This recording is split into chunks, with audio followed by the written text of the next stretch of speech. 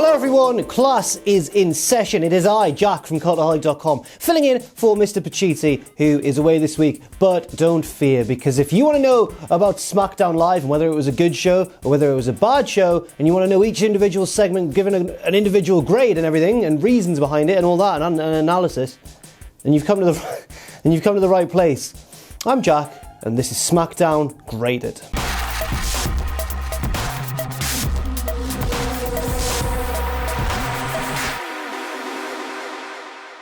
So we start things off with one of the biggest talking points of Survivor Series, which was, of course, Charlotte's apparent heel turn. I say apparent because she opened the show on SmackDown Live seeming like a total babyface. She came out like a rebel. She was like, oh, I did it for the girls in the back and for SmackDown and for my girl Becky Lynch as well. And everyone's like, Becky, Becky. And Charlotte's like, yeah. It's very odd. This brings out SmackDown General Manager Paige, who, let's remember, is also a babyface, but is, forced to find Charlotte Flair because she put her opponent's head in a chair and stamped on it, attempting to break Ronda Rousey's neck on Sunday.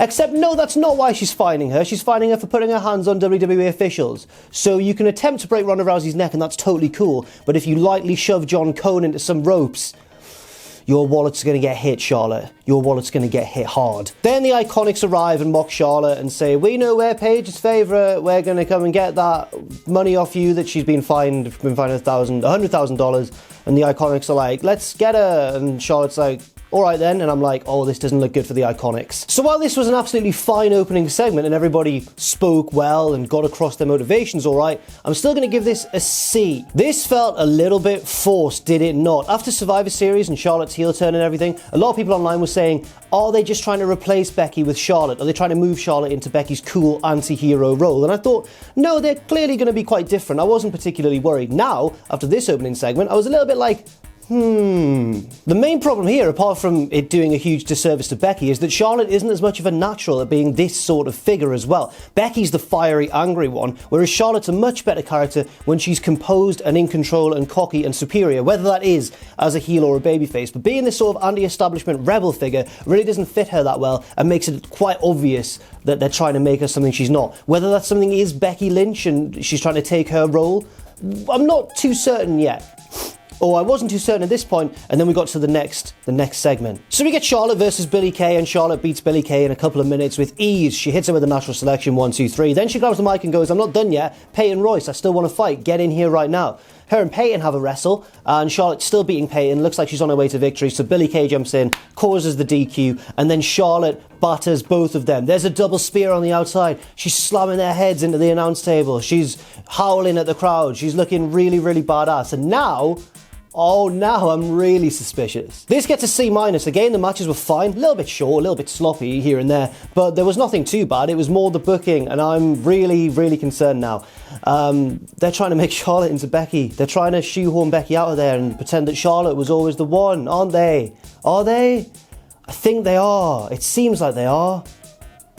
I think they are. Also, I'm not certain about them trying to portray Charlotte as a babyface when she tried to break someone's neck and turned heel only like 3 days ago. Whereas in Becky's case, we all wanted them to turn her babyface for ages, or it felt like ages, and they resisted for week after week after week, even though the crowd's love for Becky grew week after week after week. It seems really bad. It seems like they're trying to do Becky dirty. And Becky has actually noticed this as well. If you look at her Twitter, she's been replying to tweets of people saying, are we going to see you on SmackDown? And she's been saying, yeah, I think I just wrestled the Iconics. Or in her bio, she's got waiting, like wondering how long until Charlotte dyes her hair orange and starts referring to herself as the man. Next up, we have an episode of Miz TV, and the guest for Miz TV is the SmackDown Commissioner Shane McMahon, who I'm pleased to say is selling the beating he took in that men's Survivor Series tag match on Sunday. He's like hobbling out, he's not doing his dance, but Miz is doing his dance for him. This whole promo is Miz sucking up to Shane, saying he's the best in the world, saying it was an honour to team with him at Survivor Series, but also very cockily and heelishly inserting himself into that. He was like, me and Shane, we fought against all the odds, we took on bigger men, we went coast to coast. We went coast to coast. I kind of want to see a tandem coast to coast now. Miz says it will be an honour to tag team with Shane. They'd be the best tag team in the world. In fact, he's already cleared it with Paige and they're going to have a tag team match right now. He brings out the Bryant brothers, who are a pair of jobbers. The joke is that they're called brothers, even though one's white and one's black. The commentators sort of had a bit of a laugh at that. And then the match kicks off. Miz is all showboating, dancing around, playing to Shane, who doesn't even tag in. Miz is about to tag him in, then one of the jobbers rolls him up for 3, and Miz is mortified, and Shane's a bit like, what were you doing, mate? What were you thinking? I'm going to give this a B-. It was a fun segment, which The Miz absolutely carried 100%. Without The Miz, this wouldn't have worked at all, I don't think. I don't like seeing The Miz being rolled up by a jobber, but at the same time, I think that if anyone can take that sort of loss and sell it with the right amount of humiliation without any long-term damage, it's The Miz. He can do that as well. The problem I have here is the long-term overarching storyline going on, which is that SmackDown was swept at Survivor Series, and Shane promised on Twitter there'd be repercussions, something has to change. Is he going to fire people? What's going to happen? And then he turns up and stands on the apron in a tag match with The Miz, and that's all he does all night. What? Are you alright, Shane? Are you okay? Next up, the pre-advertised Thanksgiving feast fight between The Bar and The New Day. The New Day cut a promo before the match, and I really enjoy Xavier Woods'... Well, they're all dressed as pilgrims, but his pilgrim outfit has 6 and 1 written on the front, because obviously he's trying to get across that the one victory for SmackDown in Survivor Series should have counted, even though it was on the pre-show. And I agree. And everyone agrees with you, Xavier, apart from WWE. So this match is kind of, if you've ever seen one of these holiday-themed, food-based brawls before, you know how it goes. The heels take a bunch of moves through food, if that makes sense, or with food. Basically, so for example, you've got Big Show being pushed off the apron through a table of food. You've got Kofi sticking not sticking a turkey on his hand yet. That was Big E later on. He just held the turkey, jumped off the apron, and hit like an axe handle turkey head smash onto Sheamus, who fell through another table of food. And then Big E got the win by jamming his hand up the turkey, as we all kind of assumed that Big E was going to do at some point, I think, and then just punched Sheamus with it. After the match, all the babyfaces start throwing food at Cesaro because he's the last man standing, and he goes, whoa, and then does a big fall over. And it's okay, you know, it's harmless, entertaining stuff, but I'm only going to give it a C+, because as much entertainment as it provided, I don't like seeing the tag champs made fools out of. And again, I'm going to be a little bit forgiving, because it's not as if the tag champs have lost in a title match or in a non-title match with just a normal stipulation clean, because they were clearly the worst guys in the match. It was more of a gimmicky brawl, fast food, cartoonish fight. I can sort of look past it, I think. Next up, Asuka and Naomi get a pretty straightforward victory over Mandy Rose and Sonya Deville after a miscommunication between the two heels. Well, I thought Sonya was a babyface now, but whatever. Leads to Asuka getting Sonya in the Asuka lock, and she taps out, and the babyfaces win.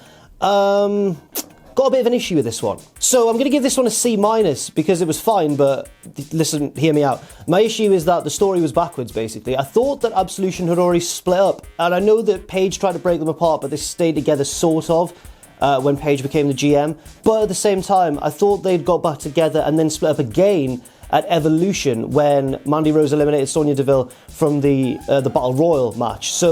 And then that even carried on at Survivor Series during the women's tag, when Mandy Rose stole a pinfall from Sonya Deville and she looked really annoyed. So why are they now continuing to break up, even though they've broken up twice? Like, everyone's meant to be going, oh, look at the fractures in their relationship, look at the cracks.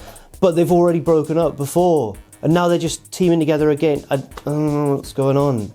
I don't like it. And I thought that Sonya had turned face now and Mandy was a heel. I don't know. Next up, Daniel Bryan hit the ring, the WWE Champion, fresh off his valiant defeat to Brock Lesnar at Survivor Series. I was thinking, is he going to be a little bit babyface because he gave such a gutsy performance at Survivor Series? No, Daniel Bryan gave a heel promo here, but it was awesome. So Bryan says that he'll have a rematch with AJ Styles at TLC, can't wait for that one, but also says that, well, he gave justification for his actions, for his heel turn of late. Said that, you know, when the fans came back, they gave him some of the loudest reactions he'd ever heard, but then those yes chants started to diminish and the fans are fickle and they started cheering for AJ and all that sort of thing. And that's all sort of standard heel turn behaviour, that's all standard heelish stuff, but Bryan's delivery was fantastic, and then it's what he said after that made this so good. He said that his dreams brought him back from retirement, because obviously his whole slogan, if you fight for your dreams will fight for you. But then he said that he took this dreams thing and sort of mutated it into a more heelish mantra, where he said when he kicked AJ Styles in the balls to win the title, that was his dreams taking over, or his dreams made him realise that at Survivor Series he didn't need to beat Brock Lesnar to win, and just stuff like this. And he's coming across now like a genuinely twisted, slightly crazy person, and it's wonderful. I'm going to give it an A, because I loved this promo. I thought it was easily the best thing on the show, which isn't saying much considering it was a bit of a weak SmackDown, as we've seen already, but Daniel Bryan, I'm fully behind him right now. He reminded us all on Sunday that he's one of the best wrestlers in the world, and continued to reinforce that with this promo segment last night. And finally, the main event of the night, Randy Orton versus Rey Mysterio. I can't think off the top of my head how much the two have feuded before. I remember the infamous, obviously, Eddie Guerrero promo around the time of the 2006 Royal Rumble to WrestleMania, the whole Eddie's in hell, Rey, and all that sort of stuff. And Rey, I think, last eliminated Randy from the Royal Rumble when he won that year as well. So they have clashed before, but I can't think if it's been a really frequent feud, so I should be sick of this right now. I guess the fact that I can't remember means they haven't clashed that often. I don't know. But anyway, in this match, my point is that they showed really good chemistry. It was really cool. I liked Rey's pulling himself out of his own 619 because he knew that Randy was about to counter it anyway, and it gave him a better angle of attack. That was really clever stuff. Orton was obviously on point with his timing and his counters, as he always is. He's an all-time great when it comes to that sort of aspect of wrestling. Orton was really sadistic and heelish in this one, going for Rey's mask, trying to rip at it, really keeping with that character like the sick, twisted guy who feuded with Jeff Hardy about a month or two ago. It progressed, and eventually Randy Orton won with a sick counter that he often pulls out.